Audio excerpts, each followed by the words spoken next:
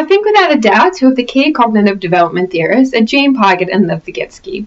Piaget's most notable contribution to the field is his systematic development theory that really focuses on the growth of intelligence from infancy to adulthood. And this is influenced by a group of ideas which represent types of thinking and different distinct stages of development.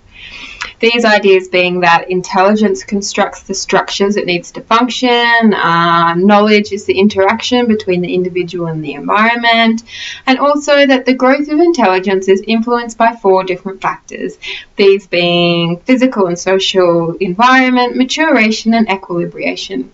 I really think that Piaget showed us that children construct an understanding of the world around them, and then what they do is they experience differences between what they already know and what they see and what they hear and what they discover in their environment.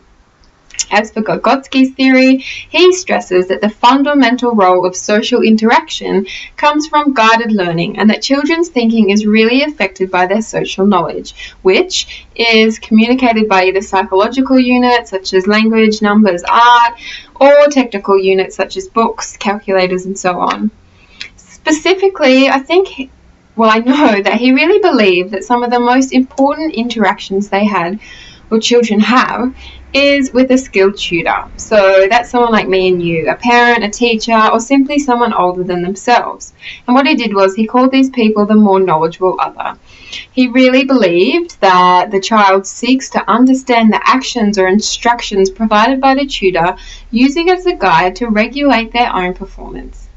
So 2 of the key moral development theorists, in my opinion, who actually at particular times work very closely together in this field as well, are Lawrence Kohlberg and Carol Gilligan. Okay, so Kohlberg's theory centers on the notion that justice is the essential characteristic of moral reasoning. So it surrounds the idea that children and adolescents do not merely soak up or, internationalize the morals and values of the adults around them, but rather through situations of moral conflict, children construct their own values and their own morals.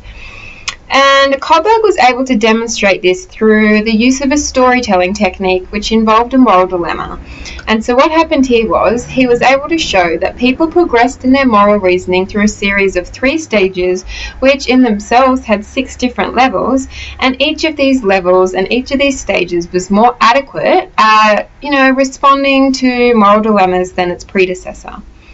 Now, as for Gilligan, she is known for her work alongside Kohlberg on moral development, but she's also known for her criticism of Kohlberg's stages, and what she did was she claimed his theory was male-orientated. So Gilligan's strongest contribution is really focused around the idea that there are very different qualities between men and women. So, looking at that, her research reflects that women's development is set within the context of caring and relationships rather than in compliance with an abstract set of rights and rules and regulations. So she really believed that feminine voice places more emphasis on protecting interpersonal relationships and taking care of other people. Like Kohlberg, her theory was divided into 3 stages also, and what it did was it focused on both justice-based morality and care-based morality. I think it's very, very important for teachers to apply what they've learned from cognitive and moral development so that they can really recognize the crucial role of children's self-initiated, active involvement in learning activities and focus on the process of children's thinking and not just its products. In cognitive development, we really learn that children go through all the same developmental stages, however we know that they do so at different rates. So because of this, teachers really need to make special effort to arrange not only whole group class activities, but also activities for individuals and smaller groups. And as for moral development, it's nearly even more important with this. If we neglect to teach them about being caring and compassionate, well, we're not really giving them all they need for fulfilling their potential and achieving a sense of joy and satisfaction in their lives. Teachers, in my opinion, really need to be creating an education where environments, curriculum, and materials are in consistency with not only physical and cognitive abilities, but also the social and emotional needs of children. So an activity I would use to apply cognitive development in the classroom is a sense of touch exercise. And what I would do is aim it towards the Prep to Year 1 class.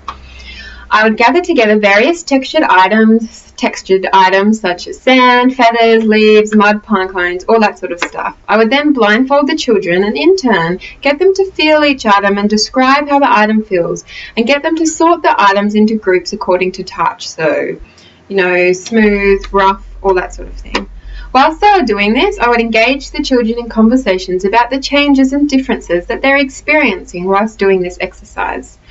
What this activity would do is encourage the children to use their senses, grasp the relationship between language and action, as well as exercise their memory, concentration, and attention. An application of model development that I would use in a classroom is having a class garden. And what I would do is carry this activity out with a Year 2 and 3 class where they're at the stage of conventional morality. So, with a garden, by planting the seedlings and caring for the plants, the students will learn the art of being responsible, caring, patient. By being in charge of watering, weeding, and harvesting the garden, the children will be taught self-discipline and, again, the act of caring. What they'll do is they'll also learn the art of being responsible for the outcomes of the plants and being solely accountable for the safety of the foods grown. The overall experience, I feel, of putting the needs of the garden first and working cooperatively with other students and teachers will then reflect in their personal lives and really onto the other people around them.